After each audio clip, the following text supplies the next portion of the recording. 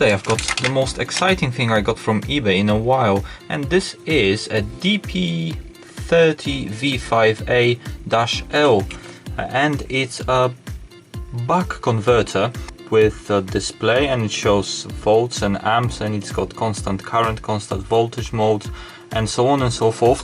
From what I can gather, there is actually a more advanced version of this that has got a display and a turny knob, like an encoder type of thing, and it costs a little bit more. This one was just under £10 for piece, and I've got two of them, and this thing is absolutely brilliant, provided that it does what it's supposed to. But in theory, this is all you need to get a power supply for your bench really cheaply for about £10. Yes, you've got to put something into it, but as I will show you in a moment, there's probably things lying around in your junk bin that you can plug into it and have a full 0 to 30 volts 5 amp power supply.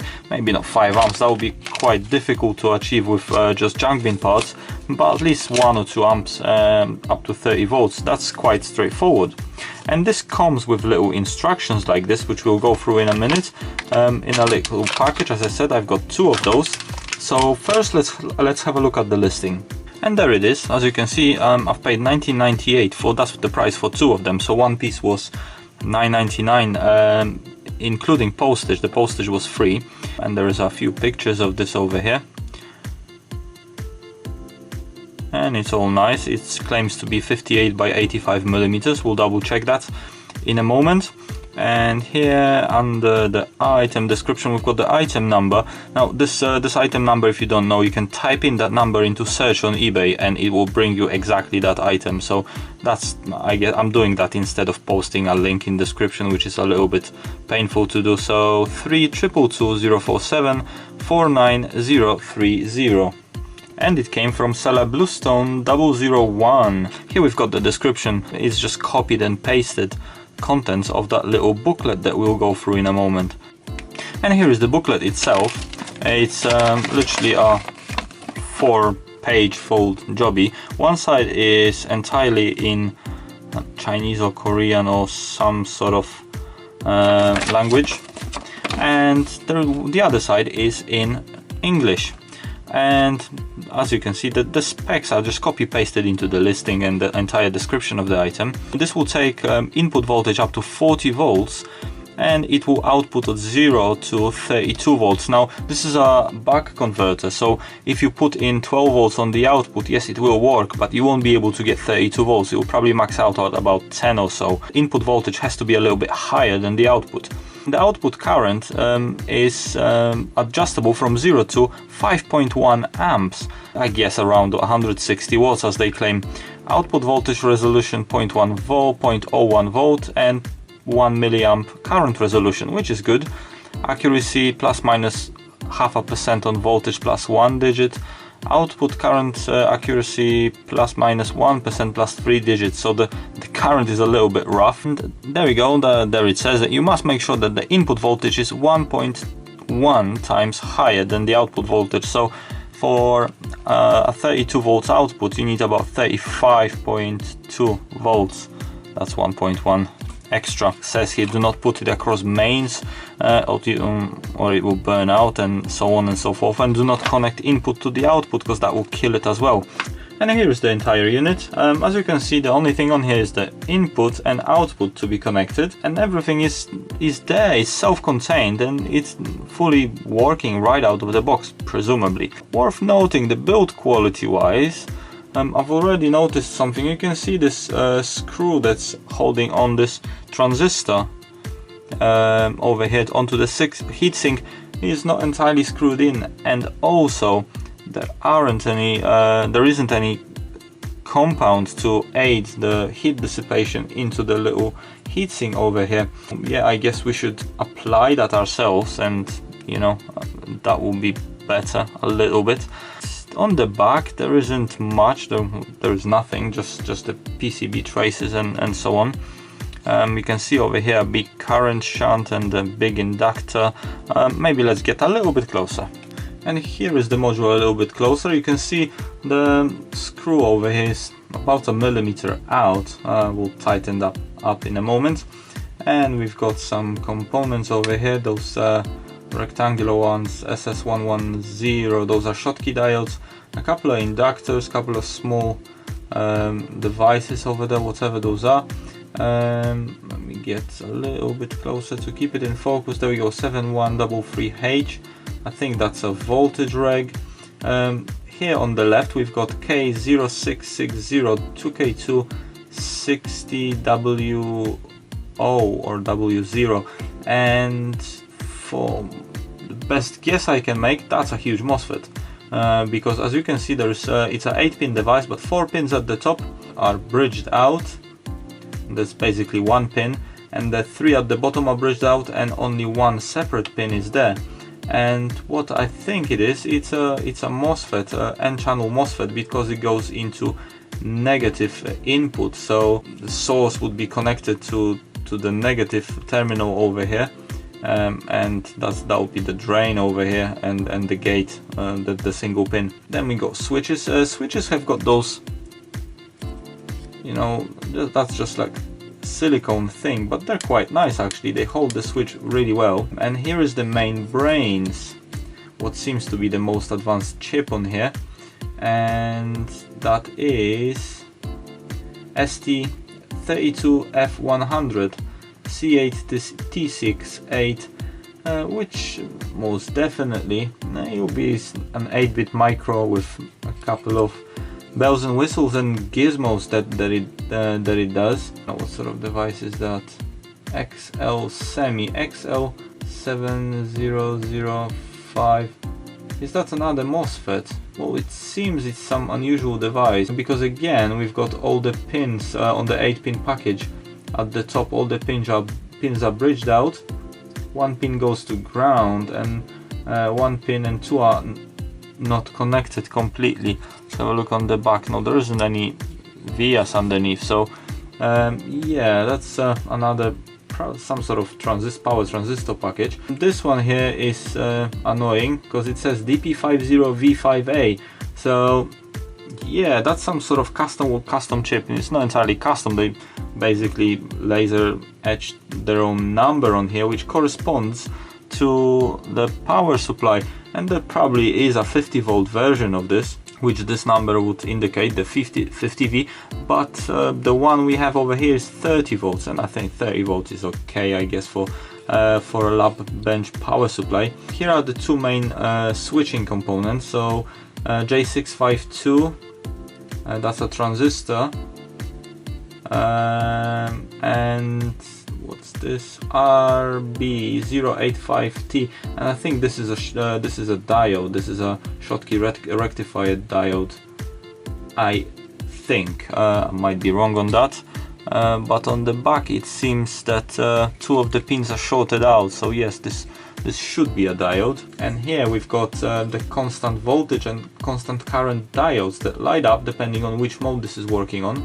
And here is another diode here that says in, and this will light up when the display shows you the input voltage, which you can select, as I will show you in a moment. Current shunt is the same sort of type like in cheap multimeters. It's just basically a wire, a thick section of wire with that's some sort of alloy that probably is suitable for this purpose, and that's about it. So the little standoffs pins over here, they're quite nice. They've inserted those. So what that means, that if you wanted a crude power supply, you take this, you plug in the power over here, plug in some cables on the output, and you can set it on your bench, and there you go, that's it, ready to go. The 2 pins in the middle, it's some sort of display that you can use for a clock, obviously, because it's got that double dot symbol in between, in the middle of the 4 7-segment displays. ArcLED 1626 SR430281N, if you're interested. And before we do anything, let's measure it up, because we can. So yes, 58 millimeters wide by 85. The highest component seems to be the inductor, so we can measure against that, and that's right about 25 millimeters tall. Okay, enough of this nonsense, let's switch it on. This is what I was talking about. This is a junk bin power supply from a printer that will spit out 36 volts at 1.7 amps max, about 60 watts power output.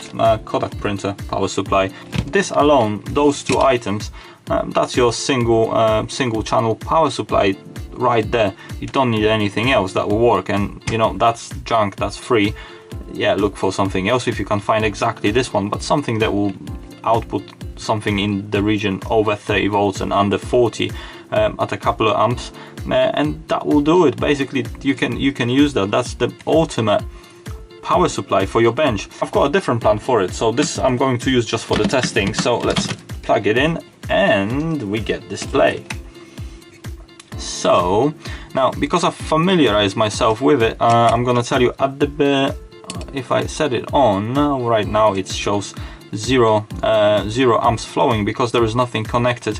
When I connected it first time, it was showing a fluctuating like 1 or 2 milliamps, and in order to remove that, there is instructions for it in the booklet, but I'm going to show you anyway. So you basically disconnect the power, then press the set button, hold it, and while holding it, switch on the power, and that will do a blink on the display, as you could see, and that means it's calibrated to 0 amps. Basically, it's not ideal on the camera. I can see it very clearly, but for the camera, it's not ideal because you can't see anything. Let me see. There you go. How about that? Much better. Clearly visible on the camera. I've just put on a little bit of blue masking tape, the one that, yeah, the more expensive one, the one that doesn't leave residue on anything, and there you go, perfect. You can clearly see on the camera what's on the display. There are 4 buttons on here. 2 on the left are minus and plus. That's for increasing, decreasing the value. I'll show you how in a moment. And they also have a dual function, so if you press this one, it will switch over to showing you the input voltage of the what's coming in on the input terminals, and by pressing the plus, it switches to the output voltage, and this LED indicates whether you're seeing input or output. This is for set value, so while it's in the off mode, you can go into set mode, and by pressing it, it will go up by digits. It hasn't got velocity, so if you press and hold it, nothing happens. You have to keep pressing it, and it will go up to 31 volts at maximum. And you have to keep pressing to go into amps, and you can basically increase or decrease the amps to desired value. So let's put it up to about 1.2 amps at 9 volts, okay? And if you wait for about 6 seconds, it said, it will, yeah, it stored the value. So now even if I remove power, it will remember that specific value, which is nice actually, that it doesn't reset to some nonsense value, some random. It remembers what you set to it. And if you press on, it will switch on, and those LEDs indicate, well, first of all, the off disappears from the screen, but either constant voltage or constant current diode will light up, and that basically tells you the device is operational. There is a voltage on the output, and here is the multimeter connected across the output, and we've got 8.99 on the display over here and 9 volts over here. It will be interesting if we start adjusting the voltage while it's running. So let's do in 0.1 of a volt, whether it will, yes, it changes it actually live. So I was wondering whether you have to wait for the value to be stored, but no, it does actually change as you are changing it. So that's good. So far I am liking this a lot. Go down to 0 volts. Yeah, it's 13 millivolts, and that's multimeter showing rubbish. So let's do plus, no, minus. Let's go up in volts and go all the way up. Got 4 volts, 5 volts, 6. So yeah, it does the job. 12 volts, bang on. 17, bang on. 26, bang on. 32, precisely, almost at 0.2 of a volt, 0.02 to 20 millivolts off. and it will show 31.99 on the output. A bit of a weird quirk, but you know, mathematically 31.9999 is the same as 32. So first of all, as a crude load, I've got a 20 watt 12 volt halogen bulb, and it just happens that it's got just the right spacing on the pins as the header over here, so we can put it in and switch on the output. And what we are getting is 1 volt and 0.5 of an amp, and yeah, not much is happening with this just yet, but let's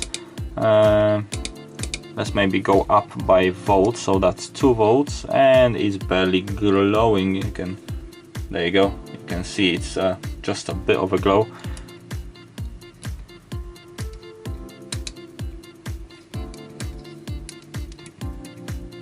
At 1 you can see maybe a tiny bit of glow, but not much. Okay, so let's go back into set mode and increase the voltage. That's 2, 3, 4, 5, 6 volts. So that's half of the rated voltage for the light bulb. And when it times out, there we go, 1.1 amps going out. So let's try to trigger it into going into constant current by increasing it slightly. So, oh, that was enough, 7 volts. And yes, we've got 11.97 amps on the output, going into the light bulb. But to do that, it's limiting the voltage to 6.13, and you can see the LED on the right has lit up to indicate that it's gone into constant current. Let's maybe go here and increase the current, and you can see it switched over to constant voltage. So maybe let's give it 2.3 amps and keep going out with voltage. 8, 9, 10, 11, 12. Oh, this is really bright, as it would be. Well, 13 volts.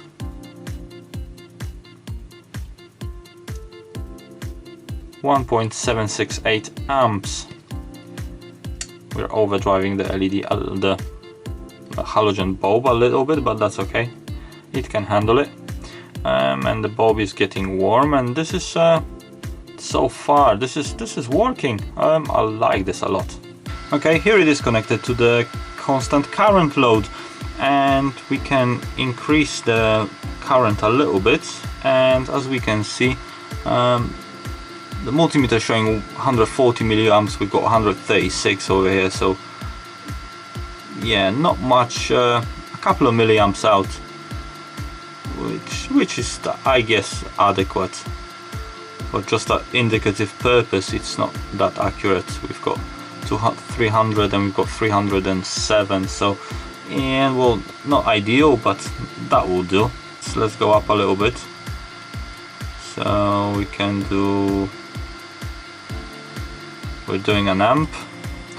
I'm not entirely sure how much heat this will take. That I actually need to service this to make it more quiet and yeah, make sure it can handle more current. Last time I was putting a few amps through it, it started smoking. And okay, let's put 2 amps. It's still fine. 2.2, and you can see it tricked over into constant current mode over here. I think we're at 2.3. Yeah, there we go, 2.3 amps. It tricks over to constant current mode on the LED, and yeah, that works nicely. So let's put the output off and go into set again and set this current to, I don't know, let's do 5 amps. Let's do exactly 5. Okay, so I suspect my current load will have trouble handling it, but let's see. So if we keep going, that's 2.4 amps. I'm checking that I'm aware of this dubious, or the transistor connection screw. I've got 3 amps.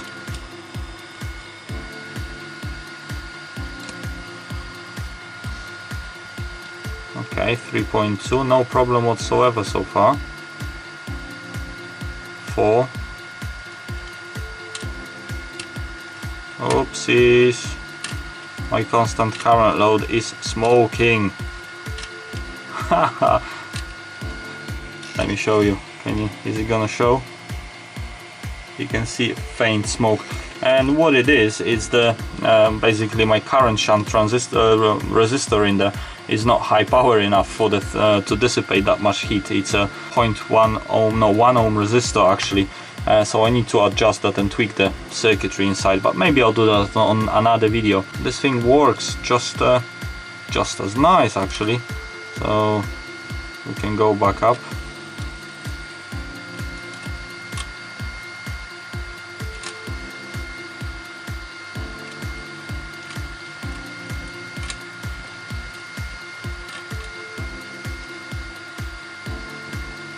Okay, so we've been putting out quite a few amps, and there's no drama happening over here, to be honest.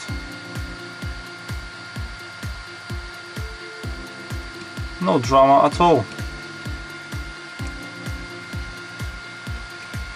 I'm touching it all over the place to see if anything is getting toasty, but no, it's all good. Okay, I've noticed that if I go in, just switch the outputs on, it goes into constant current first and then constant voltage. I'm not sure whether that's good or bad, but what I think is happening, it's limiting the current, so it's not going to switch on the output instantly. It kind of ramps up to the set voltage. I guess at least if it doesn't overshoot, that would be ideal, but we'll test that maybe later. I'm not too concerned with that at this moment. But yeah, there you go. This is the module, the DP30V5A L. Now if you look for something without the -L at the end, you will find the module with the turning knob and the color display and whatnot, and that one costs about 20-25 pounds on eBay if you find it. From what I could gather doing a little bit of research, it's pretty much the same thing, just with added funky controls and funky display and all that. I actually prefer this one. It's simpler and it's more you know, more hackable. I'll get to do something with it. I've actually got a plan to use both of those in an upcoming project, so stay tuned if you want to see that. But for this a quick look video, I think that's going to be it. So thank you very much for watching. Subscribe for more random electronics related stuff. Share those videos if you wish on any social media or whatnot, and yeah, that's all there is for today, so take care.